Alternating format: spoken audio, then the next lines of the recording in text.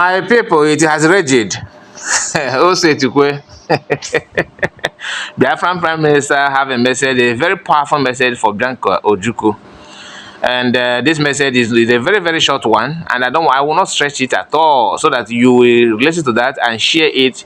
Yes, many of you don't like to click on the like button, but this one you need to click on it because Bianca need to hear this, so that nobody will say, "Oh, I did not. I'm not aware. I'm not aware. I did not see it. I did not see it coming." Please please pass the message so that it will get to Bianca herself, and anybody that close to her may play the video for her to see, because agwantị ntị anụ ha ebe ibu isi ebulu ntị na ekwu mere okay mana anụ ha mere wata.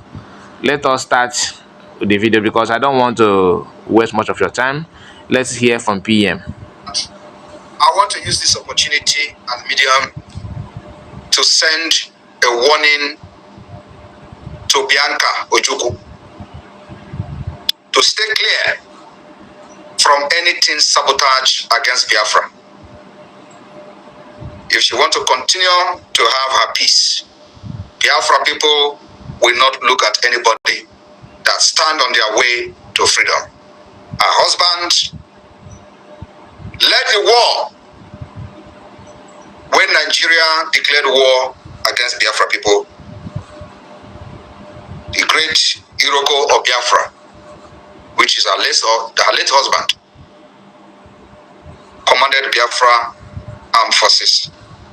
And of course, he was the president of Biafra during that 3 years of genocide. So,